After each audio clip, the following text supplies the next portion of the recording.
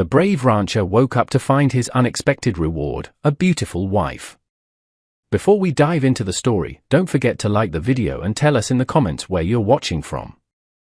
The sound was a stone thrown into the placid pool of Amos's morning. He paused, his hand still on the heavy timber he was splitting, his breath held in his chest.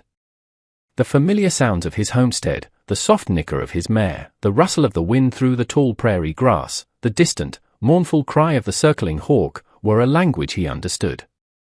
This new sound was an intrusion, a word in a dialect of violence he had long tried to forget. He set the axe down quietly, his movements economical, honed by a decade of solitude. He wiped the sweat from his brow with the back of a calloused hand, his eyes scanning the vast, empty horizon that was both his comfort and his cage. Then the sound came again, closer this time, the unmistakable thud of a body being forced to the unforgiving, sun-baked earth. His hand went to the Colt at his hip, the worn leather of the holster a familiar, grim comfort. He moved around the corner of the small, sturdy house he had built with his own 2 hands, a house that had been silent for 10 years, a tomb for a life that had ended with a fever and 2 small graves on a nearby hill. The sight that met him was not what he expected. Not bandits. Not a wolf pack. It was an official visit. 3 warriors from the local tribe sat astride their painted ponies, their faces impassive, carved from stone and shadow. Before them, kneeling in the dirt, was a woman. Her head was bowed, a curtain of tangled black hair hiding her face, her hands tied before her with a leather thong. The leader, an old man with eyes like obsidian chips, spoke, his voice the sound of gravel scraping on rock. "You pulled my son from the river," he said. The words were not a question. Amos remembered. A foolish young man, a swollen creek, a simple act of pulling a drowning boy to safety. He had expected no thanks, had wanted none. "The debt is honored," the old man continued, gesturing with his chin toward the kneeling woman. "She is for you. To cook your food. To warm your bed." The words hung in the hot, still air, brutal in their simplicity. This was not a gift of gratitude. This was a transaction, a clearing of a ledger. Amos looked at the woman, a silent, human currency, and a cold, slow anger began to uncoil in his gut.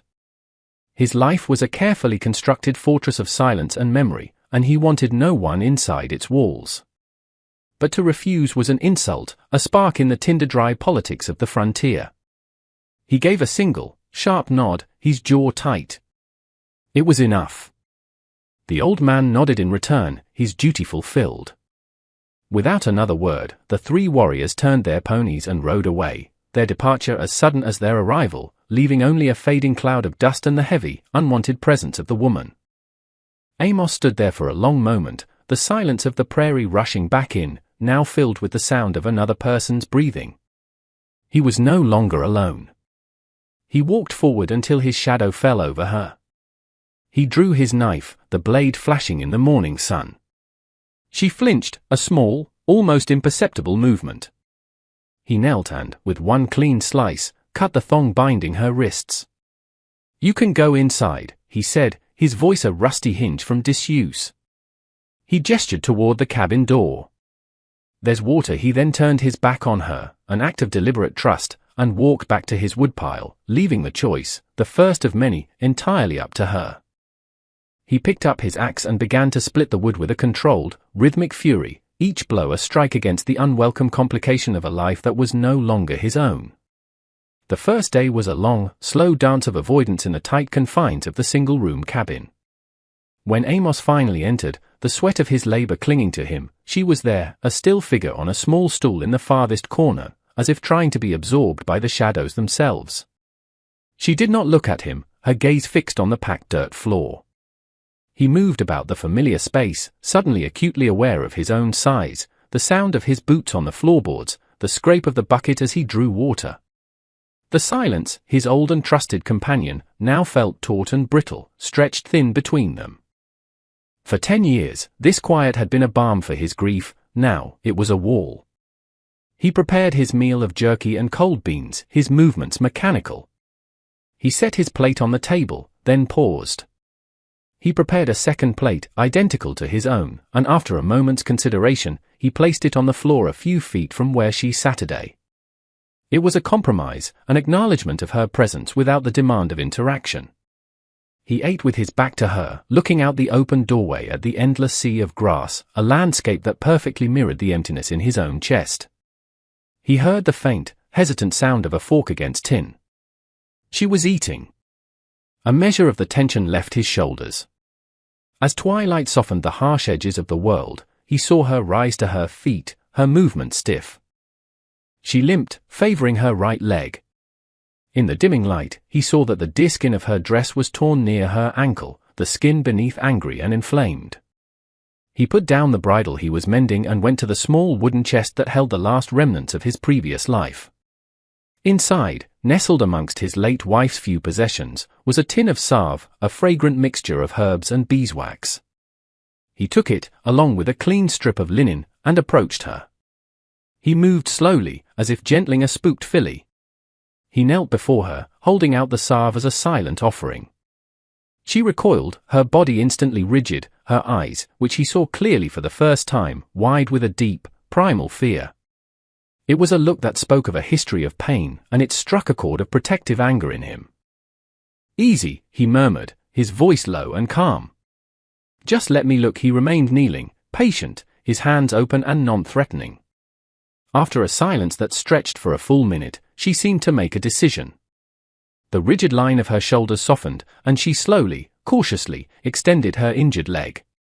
He gently pushed aside the tattered hem of her dress to get a better look at the wound.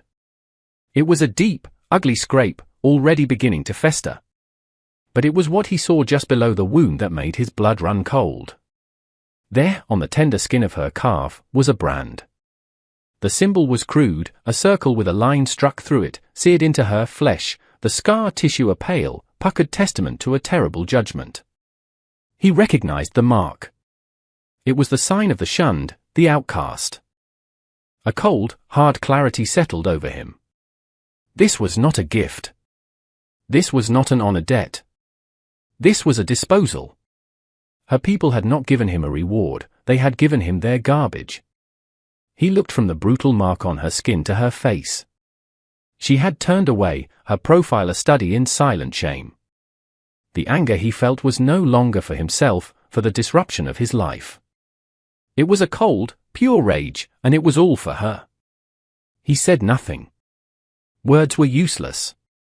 Instead, with a tenderness that felt alien and familiar all at once, he began to clean the wound. The days that followed settled into a pattern, a quiet, unspoken language of coexistence. Amos would rise before the sun, his boots the first sound to break the stillness. He would build the fire and put on a pot of coffee, leaving a full cup on the warm hearthstone before heading out to face the relentless demands of the homestead. When he returned hours later, the cup would be empty. The woman, who remained nameless, began to inhabit the space. At first, she was a ghost, a silent observer in the corner. Then, one day, he came in from the fields to find a button, one he hadn't even noticed was missing, sewn back onto his work shirt. The stitches were small and incredibly neat, a perfect, straight line of dark thread against the faded blue of the fabric. He stood for a long time, just holding the shirt, the small, mundane act of care feeling like a seismic event. It was a message, a gesture. It was the first thread of connection between them. In response, he left a small, polished river stone, a perfect, smooth oval, on the stool she always occupied. The next morning, it was gone. A week later, he returned to the cabin, weary to his bones, to a smell that stopped him in his tracks. It was the aroma of roasted rabbit and wild onions, a scent that pulled at a deep, dormant part of his memory, a ghost of a life before the silence. She had found his snares, had taken the day's catch, and had prepared a meal. That evening, for the first time, they ate at the same table. The silence was still there, a vast territory stretching between them, but its geography had changed. It was no longer a hostile, empty desert, but a quiet, shared landscape. He watched her across the flickering candlelight. He noticed the way her long, slender fingers handled the fork, the proud, straight line of her back. He was beginning to see the person, not the symbol. He was seeing a strength that had not been broken, a dignity that had not been burned away. The brand on her leg was a mark of shame, but he was starting to understand that the shame belonged to the people who had put it there, not to the woman who was forced to bear it. The world he had built to keep his grief safe was beginning to change, the walls becoming windows, and he found himself, for the first time in a long time, looking out instead of in. The fragile peace of their shared solitude was tested not by men, but by the sky itself. A change came on the wind, a sudden, sharp chill that carried the scent of iron and ice. The vast, blue bowl of the sky began to fill with bruised, purple clouds that scudded in from the north, swallowing the sun. Amos knew the signs. An early blizzard was coming, a white wolf that could strip the world down to the bone. The urgency of the impending storm became a catalyst, forcing them from their separate orbits into a single, coordinated effort. He set about securing the homestead, his movements driven by a deep, instinctual knowledge of survival. She was there, a step behind him, then beside him, a silent, intuitive partner. Together, they herded the nervous goats and his mare into the small, sturdy lean-to. She moved with a calm assurance, her low voice a soothing murmur that quieted the animal's fear. They stacked firewood against the cabin wall until the pile was as tall as he was, their hands often brushing as they worked, small, electric shocks of contact in the cold air. They checked the seals on the window shutters, stuffing any cracks with dried moss. They worked without speaking, their actions a conversation, each anticipating the other's next move. It was a seamless, efficient ballet of preparation. They were not a man and a woman. They were a team. The first snowflakes began to fall just as they finished, fat, wet flakes that melted on the warm earth. Within an hour, the world outside was a churning, white chaos. The wind howled like a hungry animal, rattling the shutters, screaming for entry. Inside, the fire roared in the hearth, a defiant beacon of warmth and light against the storm's fury. The small cabin, which had so often felt like a cage of loneliness to Amos, now felt like an ark, a haven. For the first time, he felt not trapped within its walls, but safe. The blizzard raged for 2 days and 2 nights, a relentless assault that buried them deep within a world of white. The world outside ceased to exist. Their universe shrank to the 4 walls of the cabin, to the circle of light and warmth thrown by the fire. Sometime in the deep hours of the second night, a different kind of storm began. Amos was jolted from a light, uneasy sleep by a sound. It was a soft, guttural cry of pain. He was on his feet in an instant, the hairs on his arms standing on end. The fire had burned low, and in the wavering, ember glow, he saw her. She was on her pallet by the hearth, writhing, her body slick with a sweat that had nothing to do with the fire's warmth. He knelt beside her, his hand going to her forehead. She was burning up. The fever he had been dreading, the silent, deadly enemy that had stolen his family, was here, in his house, again. A cold, paralyzing fear, a ghost he thought he had long since buried, rose up to grip his heart. He looked at the angry, inflamed wound on her leg, which had reopened and was weeping a thin, clear fluid. The infection had taken hold. He fought down the panic, his survival instincts taking over. He threw more wood on the fire, the sudden roar of the flames a small battle cry against the darkness. He boiled water, steeping it with the precious willow bark he kept for his own aches and pains. He bathed her face with a cool, damp cloth. She was delirious, her eyes open but seeing nothing in this world, her lips moving, whispering words in a language he did not understand. He sat with her through the long, dark hours, a sentinel at his post, fighting a war on 2 fronts, against the storm raging outside and the fever raging within her. It was a penance, a second chance he had never asked for. He would not fail again. He would not let the silence win. On the 3rd morning, the world outside fell quiet. The wind died, and a brilliant, blinding light reflected off the new-fallen snow, seeping through the cracks in the shutters. The storm had passed. Inside the cabin, the other storm had passed as well. Sometime before dawn, her fever had broken. She was asleep now, a true, healing sleep. Her skin was cool to the touch, her breathing deep and even. Amos sat at the table, his body aching with exhaustion, his mind numb. He had not slept. He had watched over her, a silent, desperate guardian, as she had teetered on the precipice between life and death. He had seen the brand on her calf 100 times as he changed the dressings on her wound, the ugly mark a constant reminder of the cruelty she had endured. But he had also, in his gentle ministrations, discovered a small, hidden tattoo on the inside of her wrist, a delicate, intricate design of a dragonfly. It was a mark of beauty, a symbol of a life that existed before the brand, and it fueled a protective fire in him that burned away the last vestiges of his own self-pity. He was staring into the dregs of his coffee cup when he heard a soft rustle from the pallet. He looked over. Her eyes were open. They were clear, lucid, and fixed on him. She was weak, but she was present. She was alive. She pushed herself up onto one elbow, her movement slow and deliberate. Then she spoke. Her voice was a dry, raspy whisper, but the word was clear. "Lena," she said. She touched her own chest with a slender finger. "My name." Lena, the single word, her name, landed in the quiet room and changed everything. It was an offering, a bridge across the silence. It filled the empty spaces between them, giving form and substance to the ghost who had inhabited his home. He felt a cracking deep within him, the sound of a decade of ice breaking apart. He swallowed, his own throat thick with an emotion he couldn't name. "Amos," he said, his own name sounding foreign after so many years of hearing it only in his own head. He touched his own chest. A small, faint smile touched her lips. It was a fragile, beautiful thing, like the first flower of spring pushing through the snow. And in that moment, the world, for Amos, was reborn.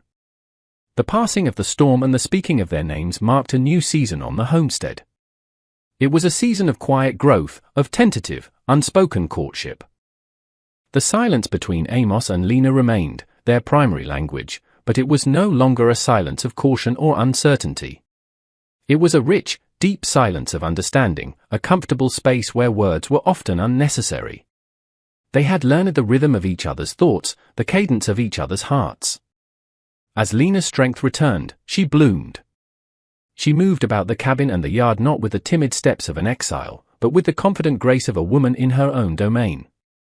She took the small, hard patch of earth beside the cabin that Amos had long ignored and began to coax a garden from it, her hand seeming to whisper to the soil. She sang sometimes as she worked, low, melodic songs in her own tongue, the notes weaving themselves into the fabric of the prairie wind. Amos found himself transformed by her presence. The hard, bitter knot of grief he had carried in his chest for a decade began to dissolve, replaced by a warmth that spread through him like the summer sun. He started to notice the world again, not as a harsh, unforgiving wilderness, but as a place of subtle beauty, the way the light turned the grass to gold at sunset, the intricate pattern of a spider's web beaded with dew. He began to leave her gifts, not of necessity, but of beauty. A hawk's feather, a spray of wild prairie roses, a piece of quartz that caught the light. She would accept them with a shy, pleased smile and arrange them on the mantelpiece, a small altar to their quiet, growing affection. One day, he returned from a trip to the distant trading post, a journey he now made not just for salt and flour, but with the hope of finding something for her. He had traded a prime beaver pelt for a bolt of deep blue calico cloth. He held it out to her, a clumsy, silent offering. Her eyes widened, and she took the cloth, her fingers stroking the soft fabric with a reverence that made his heart ache. The next week, she presented him with a new shirt, sewn from the cloth, that fit him perfectly. When he put it on, the fabric cool and smooth against his skin, he felt like a new man. He was no longer just a survivor, a ghost haunting the landscape of his own past. He was a man with a present, a man with a reason to look towards the sunrise. He was a man who was, against all odds, falling in love. The idyllic bubble of their shared world was destined to burst. Amos knew this, just as he knew the seasons would turn. He saw the riders from a distance, 3 figures cresting the hill, their silhouettes dark against the bright spring sky. His hand instinctively went to his hip, but he knew this was not a confrontation that could be solved with a gun. It was the same elder, his face as stern and unyielding as the winter ground. He rode into the yard, his eyes taking in the scene, the blossoming garden, the mended porch step, the blue calico shirt on Amos's back. His gaze finally settled on Lena, who stood beside Amos, her hand resting lightly on his arm. The elder's expression was unreadable, but Amos thought he saw a flicker of surprise, of grudging respect. "The council has spoken," the elder announced, his voice carrying in the still air. "Your time of shaming is over. You will return." The words were an order, a reclamation of property. He was erasing the past few months, erasing the life Lena had built here, erasing the man Amos had become. Amos felt a white-hot rage, a protective instinct so fierce it took his breath away. But he held his tongue. This was Lena's battle, her choice. "She is not going," Amos said, his voice quiet, but with an edge of steel that made the elder's head snap towards him. "This is her home now," the elder sneered. "A white man's shack? She is of the people. She will come with us." The air crackled with tension. The two other riders shifted, their hands moving towards their own weapons. Amos did not move. He was a mountain. He was not giving her up. But he knew, with a terrible certainty, that the final word had to be hers. He looked at her, his heart in his eyes. He saw the struggle on her face, the pull of her past, the culture that had birthed her and then betrayed her. For a moment, he feared he would lose her, that the silence would return, deeper and more profound than ever before. Lena took a step forward, away from the protective shadow of Amos, and faced the elder. She stood tall, her shoulders back, her chin high. She was no longer the frightened, kneeling woman they had left in the dust. She was a queen in her own right, the ruler of a kingdom of two. "I am of the people," she said, her voice ringing with a clarity and strength that made the riders sit up straighter.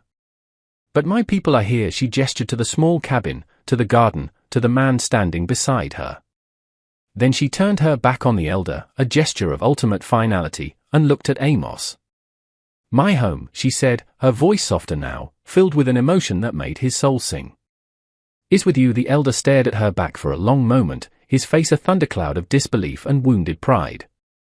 He had come to collect a stray and had been dismissed. He grunted a sharp command to his men, and together, they wheeled their horses around and rode away, their pride a visible, rigid line in their backs. They did not look back. Amos and Lena stood together, watching them go, until they were just small specks on the vast horizon. When they were gone, a profound quiet settled over the homestead, but it was not the silence of loneliness. It was the silence of peace, of a world made right. Lena turned to him, her eyes shining with unshed tears of relief and joy. He reached out and cupped her face in his hands, his thumbs gently stroking her cheeks. He had no words for the emotions that were cresting inside him. So he did the only thing he could. He lowered his head and kissed her. It was a kiss that was a promise, a vow, a prayer of thanks. It was the end of the silence and the beginning of the rest of their lives.